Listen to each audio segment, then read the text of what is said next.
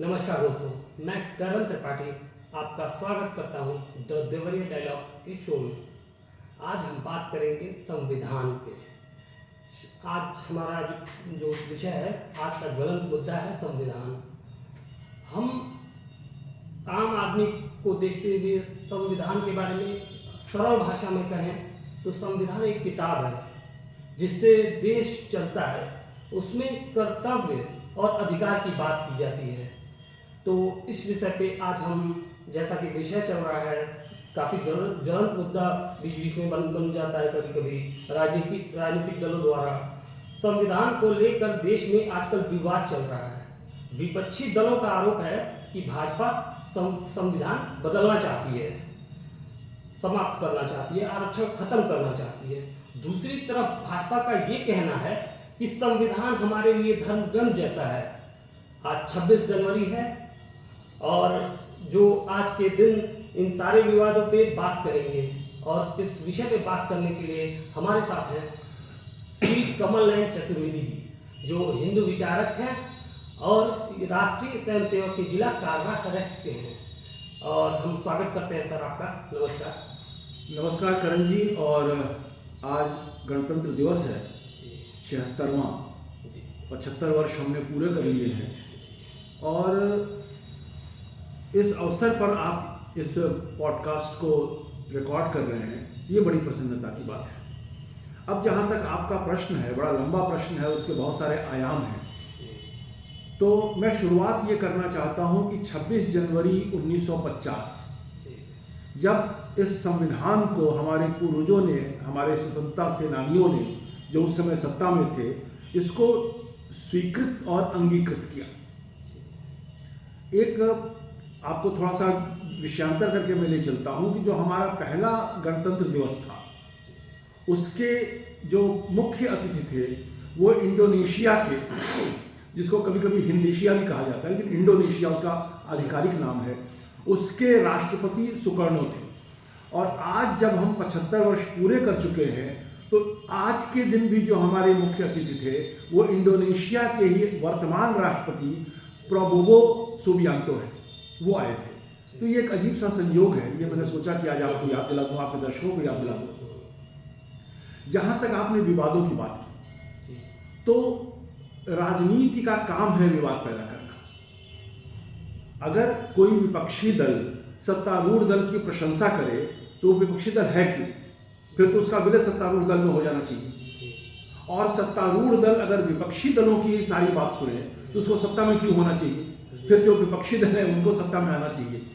तो ये विवाद रहेंगे, लेकिन उन विवादों के परिप्रेक्ष्य में अगर कुछ कहना है तो मैं ये कहना चाहूंगा कि आज तक इस संविधान में 106 संशोधन हो चुके हैं।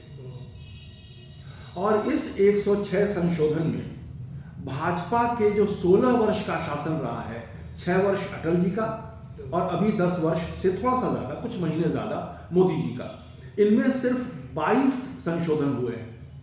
तो कहाँ 106 और 106 में 88 और 86 और कहाँ 22? तो 84 संशोधन पहले हो चुके हैं और 22 भाजपा के शासन में हुए हैं। तो ये आरोप लगाया जाए कि भाजपा संविधान बदलना चाहती है, तो संविधान बदलने के अपराधी तो कहीं और हैं। मैं उनके विषय में नहीं कुछ कहना चाहता, लेकिन मैं आंकड़े के साथ आपको जो बता रहा हूं, आप खुद सोचिए कि 84 और 22 लगभग चौगुने का अंतर है। जितना संशोधन पहले हुआ है उसका सिर्फ 1/4 भाजपा ने किया है। अभी अटल जी की बात भी जाने दीजिए, तो क्योंकि उन पर आरोप नहीं लगा था, अभी आरोप लग रहा है कि भाजपा संविधान बदल देगी। तो मोदी जी के शासनकाल में सिर्फ 8 बार संविधान संशोधन हुए हैं। और आपको आश्चर्य होगा कि उन 8 में 5 तो शेड्यूल कास्ट, शेड्यूल ट्राइब्स, महिलाओं को आरक्षण देने के संबंध में, आरक्षण लागू करने के संबंध में, उसको और अधिक बनाने के संदर्भ में, और इकोनॉमिकली वीकर सेक्शन जो है, यानी सवर्ण जातियों में भी गरीबों को जो आरक्षण दिया गया उसके संबंध में 5, और शेष 3 जो है वो अन्य विषयों पर है। तो ये कहना कि भाजपा संविधान बदल देगी और भाजपा गरीबों का आरक्षण समाप्त कर देगी, जिनको आरक्षण दिया जाता है, ये गलत है। देखिए मैं बताऊं, पहला जो संविधान संशोधन हुआ वो नेशनल जुडिशियल कमीशन को लेके हुआ, राष्ट्रीय न्यायिक आयोग, जिसमें जो जजेस हैं उनकी नियुक्ति कैसे हो, किस तरह से हो, और उसके लिए कमीशन बनाया जाए, जिसको सुप्रीम कोर्ट रद्द कर चुका है, तो उसकी बात हम छोड़ देते हैं। दूसरा जो हमारा संशोधन हुआ जो भाजपा ने किया, वो है भारत और बांग्लादेश की जो सीमाओं की संधि के विषय में था। अब ये भारत है, बीच में बांग्लादेश का एक एन्क्लेव है। अब उसमें बांग्लादेश से कोई कहीं से भी आएगा और आके भारत में गायब हो गया, ये हो रहा था। तो वो अदला बदली करके भारत की सीमाओं के अंदर जो बांग्लादेश के एन्क्लेव थे और बांग्लादेश में जो भारत के एन्क्लेव थे उनको समाप्त किया गया। दूसरा संविधान संशोधन जो मोदी जी ने किया, यानी संवा, पहला नेशनल जुडिशियल कमीशन 99वां था और ये बांग्लादेश सीमा संधि जो वाला संशोधन था, ये संवा था, यानी मोदी सरकार का दूसरा। तो ये उसके विषय में था। तीसरा जीएसटी, वस्तु एवं जो बिक्री कर है उसके विषय में था, सेवा कर, सॉरी, वस्तु एवं सेवा कर, ये जो था ये तीसरा था। तो इन तीन के अलावा जो शेष 5 हैं वो सारे के सारे आरक्षण से संबंधित हैं। जैसे पहला जो है वो पिछड़ा वर्ग, जो पिछड़े वर्ग का जो उसके लिए बनी थी कमेटी, उसको संवैधानिक दर्जा देने का हुआ, वो 101वां संविधान संशोधन है, यानी मोदी सरकार का चौथा। उसके बाद जो सवर्ण जातियों में गरीब हैं, ईडब्ल्यूएस के जो गरीब लोग हैं, उनको भी 10% आरक्षण देने का हुआ, वो 102 था, वो 130 था, सॉरी, और वो भारत मोदी सरकार का 5वां था। मोदी सरकार का 6ठा था कि लोकसभा और विधानसभा में ST का जो आरक्षण है उसको 10 वर्ष के लिए और बढ़ाया जाए। ये संविधान संशोधन मोदी सरकार कर चुकी है। तो ये आरोप करना कि हम आरक्षण समाप्त करने में जा रही है सरकार, ये गलत है अपने आप में। फिर 6ठा था कि पिछड़े वर्ग के वर्गों की पहचान का अधिकार राज्यों को देना। अभी वो क्या करते थे कि केंद्र सरकार फैसला करती थी। अब हो सकता है कि परंपरागत किसी एक राज्य में कोई एक जात जो अन्य जगह विकसित जातियों में आती है, यहाँ वो पिछड़ा वर्ग हो, तो उसकी पहचान का अधिकार राज्यों को दिया गया। ये 105वां संविधान संशोधन था और ये भाजपा सरकार या मोदी सरकार का 7वां था। और 8वां और सबसे युगांतरकारी जो था वो नारी शक्ति वंदन अधिनियम था, जो नए संसद भवन में पारित हुआ। ये 106 था और ये मोदी सरकार का 8वां था। तो 3 जो हुए, मैं फिर दोहरा देता हूं कि न्यायिक आयोग समाप्त हो चुका है, लेकिन जीएसटी और बांग्लादेश की संधियों को छोड़ दिया जाए तो शेष जो 6 थे वो तो आरक्षण के विषय में ही थे। तो अब ये आरोप आप कैसे लगा सकते हैं कि आरक्षण भाजपा समाप्त करने जा रही है? तो भाजपा के जो नेता कहते हैं या जो मोदी जी कहते हैं, वो हमेशा आरक्षण की जो अपना संविधान है उसको अपना धर्म ग्रंथ कहते हैं, उसको माथे से लगाते हैं। तो ये आरोप गलत है, लेकिन मैं विपक्ष को, अब वो न बोले तो क्या बोले, ये मुझे बता दीजिए। विपक्ष अगर ये आरोप न लगाए तो क्या बोले, मोदी जी बहुत अच्छा काम कर रहे हैं और संविधान की रक्षा कर रहे हैं, तो वो किस बात का प्रचार करेगा? फिर मैं आपको 2 उदाहरण देता हूं। 2013 में दिल्ली में चुनाव हुआ। आपको पता है दिल्ली में 70 सीटें हैं, तो बहुमत का आंकड़ा 36 होता है। 2013 के चुनाव में भाजपा को 32 सीटें मिल गई थी और आप केजरीवाल की आपको 28 मिली थी, कांग्रेस को 8 मिली थी।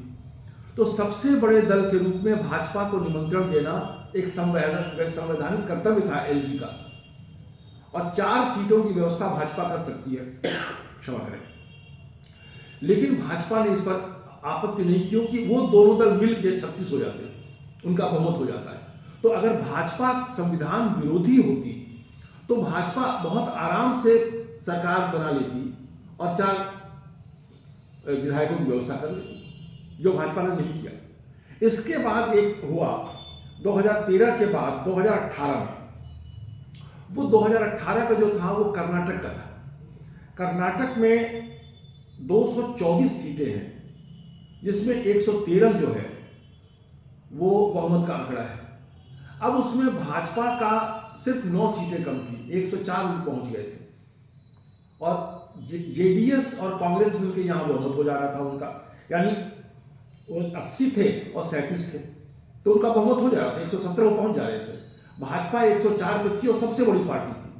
तो न्यायोचित ये था, संविधान के अंतर्गत ये था कि भाजपा को बुलाया जाए सरकार बनाने के लिए और भाजपा व्यवस्था कर लेती। लेकिन भाजपा ने यहां भी आपत्ति नहीं की और भाजपा ने चुपचाप विपक्ष की भूमिका स्वीकार कर ली और जेडीएस और कांग्रेस ने मिलकर सरकार बनाई। तो ये दो ज्वलंत उदाहरण हैं 2013 और 2018 के, जब दिल्ली और कर्नाटक जैसे महत्वपूर्ण राज्यों में भाजपा ने सरकार नहीं बनाई, त्याग किया और विपक्ष में बैठी, जबकि वो सबसे बड़ा दल थी। उसका वोट प्रतिशत भी सबसे ज्यादा था, लगभग 33% दिल्ली में था और लगभग 36% कर्नाटक में था, यानी पॉइंट में कुछ आगे पीछे था, इतना ही था। क्षमा करें। तो मेरा ये कहना है कि ये दो उदाहरण ये बताते हैं कि भाजपा संविधान के प्रति पूरी तरह समर्पित है और जो संविधान संशोधन 8 हुए उनमें से 5 तो आरक्षण के विषय और संबंध में ही है। तो फिर ये कैसे आरोप लगाया जा सकता है कि भाजपा आरक्षण समाप्त करना चाहती है और भाजपा जो है संविधान बदल देगी? अच्छा, ये इस पे मैं एक प्रश्न, भी कुछ दिन पहले फैजाबाद के जो एक विधायक थे भाजपा ही के थे, लल्लू सिंह, तो उनका बयान आया कि भारतीय जनता पार्टी को जिताइए, तो हम लोग संविधान में बहुत सारे संशोधन करने की बात थी। तो ये तो भाजपा ही के लोग थे, तो इस तरह का जब आरोप लग रहा है तो, और उसका दिखा भी असर, केंद्रीय इस चुनाव में सीटें भी कम हुई उनकी, और ये हुआ कि जातिगत जो पिछड़ी जाति थी वो और जो अनुसूचित जाति थी वो कुछ जगहों पे वो भाजपा के विरोध में थी। आपको कहना सही है जी। भाजपा में भी हर दल में कुछ लोग भाषण प्रिय होते हैं जी, जो छपास की बीमारी उनको है जी। कि वो छपे और देखे जाए दूरदर्शन पे। ये बयान अपने आप में बकवास था। ये भ्रम क्यों पैदा हुआ कि एक नारा भाजपा लगाया कि अब की बार 400 पार, तो ये लोगों ने बना दिया कि 400 सीटें इसलिए चाहते हैं कि संविधान में संशोधन कर सके जी। और ये कुछ लोग दिग्भ्रमित हो जाते हैं, हम सब भी हो जाते हैं, हम आप भी कभी कभी हो जाते हैं। तो ये मैंने उदाहरण से जो बताया वो भाजपा करना नहीं चाहती है, लेकिन आपका कहना सही है कि भाजपा के ही कुछ भाषण वीरों ने इस प्रकार की बात कर दी कि हम समीक्षा करेंगे, हम सोचेंगे। अरे भाई, ये चुनाव के समय बोलने की बात भी नहीं है, मेरा ये कहना है। और अगर समीक्षा करेंगे तो समीक्षाएं तो 106 बार हो चुकी हैं और जिसमें भाजपा ने तो सिर्फ 22 बार ही किया है, शेष तो अन्य दलों ने किया जो शासन में रहे हैं और लगभग हर प्रधानमंत्री ने किया है। तो मेरा ये कहना है कि ये जो बात आपने कही वो सत्य है, लोगों ने बोला, कुछ लोगों के मन में हो भी सकता है, लेकिन वो शीर्ष नेतृत्व जब चाहेगा तो होगा। क्षमा करें। तो मेरा ये कहना है कि शीर्ष नेतृत्व अगर चाहता तो ये सारे काम क्यों करता हो? उसने तो आरक्षण को समर्थन दिया, ईडब्ल्यूएस के लोगों को 10% आरक्षण दिया, महिलाओं को 33% दिया, जो SC ST का आरक्षण समाप्त हो रहा था उसको 10 वर्ष और बढ़ाया, राज्यों को अधिकार दिया कि अगर और जातियों को आप चाहें तो इसमें शामिल कर सकते हैं। तो ये जो 5 संशोधन हुए वो तो बताते हैं ना कि भाजपा या मोदी सरकार इन जातियों को का आरक्षण समाप्त नहीं कर रही है बल्कि उसको कायम रख रही है और इसके लिए कई बार उसको सवर्णों का खूब भजन भी बनना पड़ता है। उसी के चलते EWS आया जब ये राजस्थान उसी आया। तो कोई भी सरकार अगर सर्वसमावेशी है तो वो EWS का भी यानी गरीब सवर्णों का भी ध्यान रख रही है और शेड्यूल कास्ट और शेड्यूल ट्राइब्स के आरक्षण जो पहले से चले आ रहे हैं उनको भी बरकरार रख रही है और बहाल कर रही है और आगे बढ़ा रही है और कुछ नए कदम उठा रही है। तो मेरा ये कहना है कि संविधान भारत के लिए सर्वोपरि है।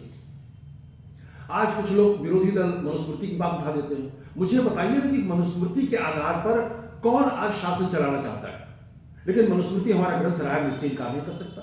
मनुस्मृति हमारा ग्रंथ रहा है और उसके आधार पर कभी शासन चलता होगा, लेकिन आज नहीं चलता। तो जब संविधान में ही अगर 106 बार परिवर्तन हो चुका है तो मनुस्मृति हम पूरी परिवर्तित कर चुके हैं, लेकिन उसके अस्तित्व से कैसे इनकार करेंगे? अगर उसमें कुछ गलत लिखा है तो उसको हम क्या करें? हमने तो लिखा नहीं है उसको, लेकिन हम लागू करने भी नहीं जा रहे हैं। तो ये दुष्प्रचार है, लेकिन राजनीति में ये होता है। अगर सारे राजनीतिक दल चुनाव के समय सत्तारूढ़ दल की प्रशंसा करें तो आप मुझे बताइए चुनाव किस बात का होगा? तो ये जो आपका प्रश्न था उस पर मेरा दृष्टिकोण है। अभी आपको लगता है कि और कोई संशय बचा हुआ है तो आप मुझे बताइए। अपने एक और सवाल था। हाँ।